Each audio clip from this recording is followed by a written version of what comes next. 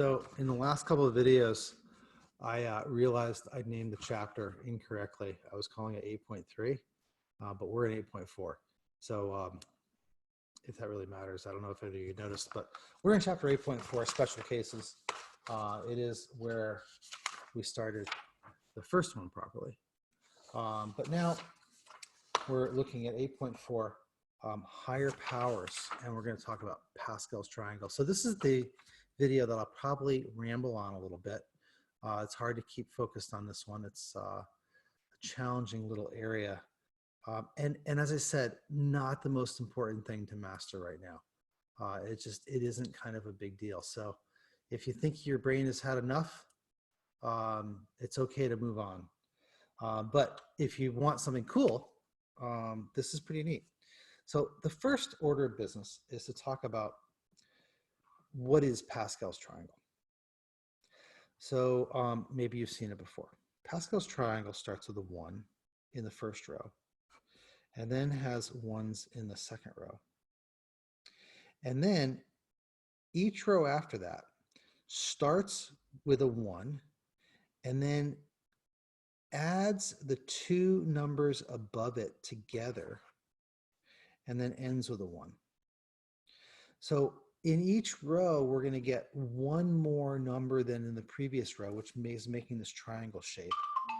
And I have a phone call, so I'm going to pause it and we'll see what happens with that. Okay, that was my friend Peter calling from Washington, D.C. They've been in the house for a few weeks too. All right, so Pascal's triangle. In the next row, we'll have 4 numbers. We'll start with a 1, then we'll add the 1 and the 2, and we'll get a 3. Then we'll add the 2 and the 1, and we'll get another 3. And then we'll put a 1 on the end. In the next row, we'll have 5 numbers. We'll put a 1 at the beginning. We'll add the 1 and the 3 and get a 4. We'll add the 3 and the 3 and get a 6. We'll add the 3 and the 1 and get a 4 again. And then we'll put a 1 on the end. And there's always the symmetry to it. You can keep going on this forever and ever. 1, 5, 10, 10, 5, 1. Okay, now, this is the row that we're going to use for squaring things for the power of 2. This is the row for the power of 1. And notice this is the row for the power of 0. And anything multiplied by the power of 0 is 1. So that works. This is for the power of 3. This is for the power of 4. This is for the power of 5. Now,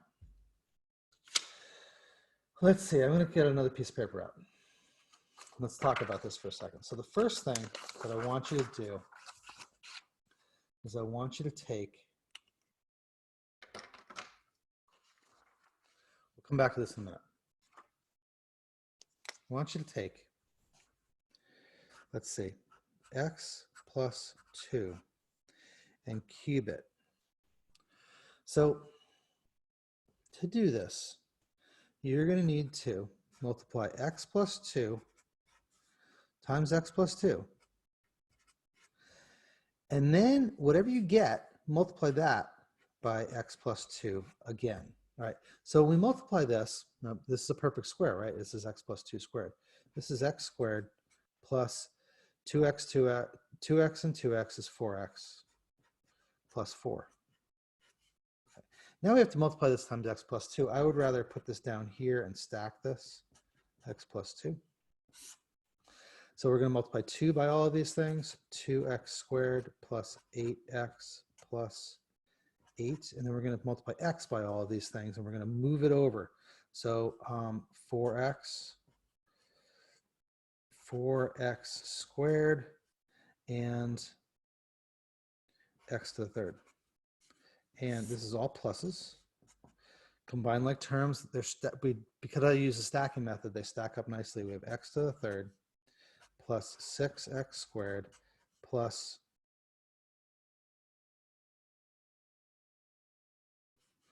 12x plus 8.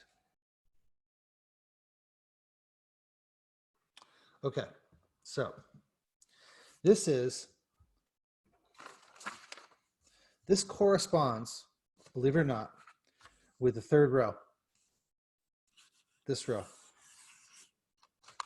Okay, the 1, 3, 3. 3, 1 row. Okay. Now, how does this correspond with 1, 3, 3, 1? 1, 3, 3, 1. So here's the key to this. Here's the key to this.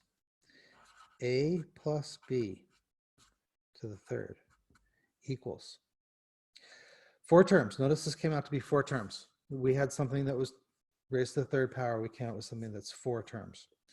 The way this works out to be 4 terms is the A winds up to the third power.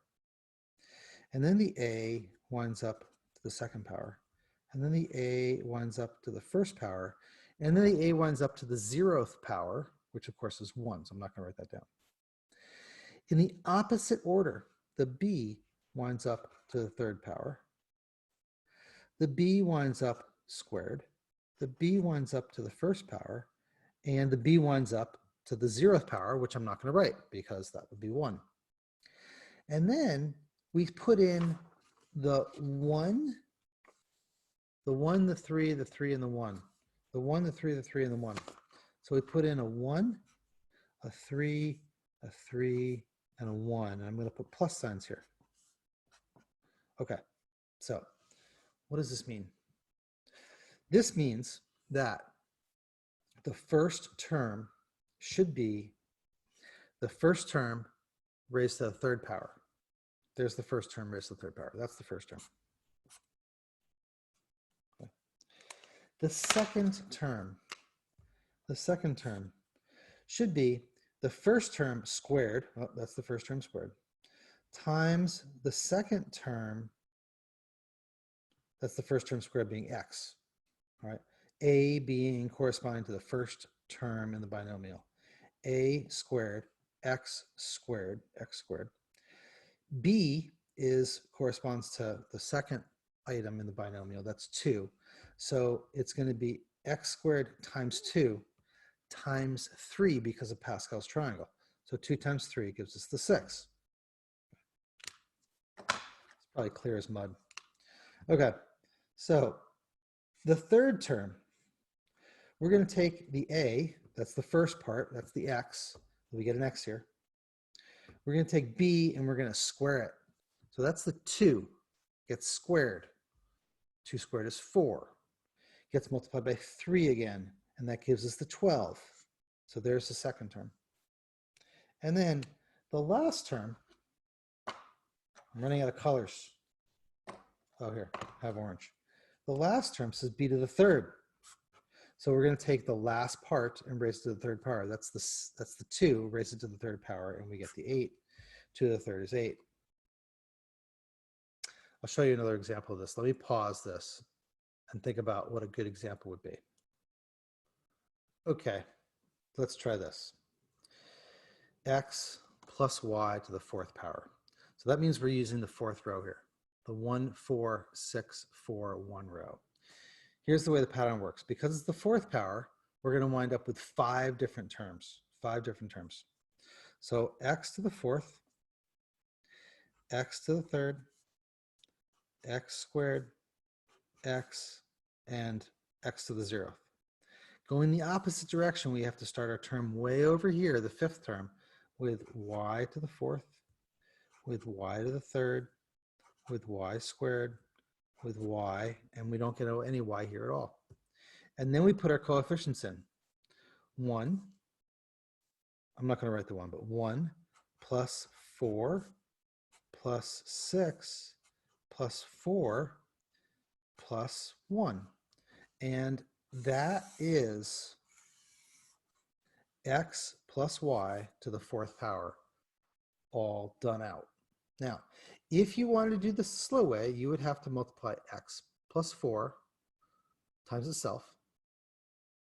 And then you might multiply it times itself again, and then multiply those two things. Or you might take x plus 4, multiply it by itself, multiply it by x plus 4 again, or sorry, x plus y again. That's x plus 4. X plus y times x plus y.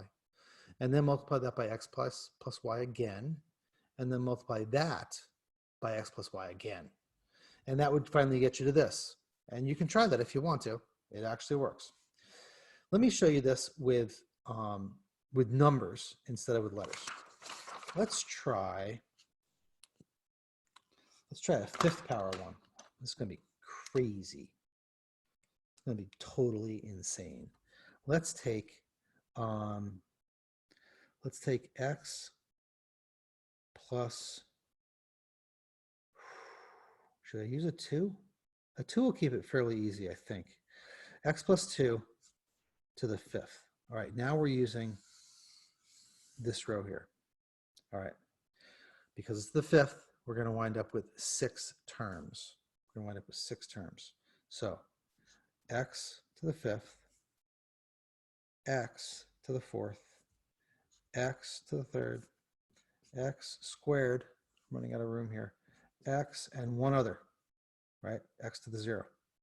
And then on the way back, we have to do the 2's. So 2 to the 5th. 2 to the 5th is 32, right? 32. 2 to the 4th is 16. 2 to the 3rd is 8. 2 squared is 4. 2 to the 1st is 2. And then we don't get a 2 over in this one at all because it's 2 to the 0th. All right. And we have plus signs. Now, the thing that's missing here are, well, the plus sign's already there. I don't need that one. I'll put another plus sign just so we don't get mixed up, is the coefficients here. So this is going to get a 5. The first one gets a 1. Second one gets a 5. This one gets a 10. This one gets a 10. This one gets a 5. And this gets a 32. All right, so our end result here is x to the 5th plus 10 x to the 4th plus 40 x to the 3rd plus 80 x squared plus 5 times 16. 5 times 10 is 50. 80 again, x plus 32. All right. So doing this out any other way would be just very time consuming. You won't get to doing these very often unless I throw one at you on a quiz or something just for the fun of it. I don't know. Would that be fun? Maybe for me. But when you do get to these, remember to look this up online. Don't go about multiplying x plus 2 times itself a zillion times. Don't do that. Realize that there is a pattern here. There's a rule to how this works. Certainly you can ask me about this in class. I'll try to do another example. It's not the easiest thing to deal with for sure.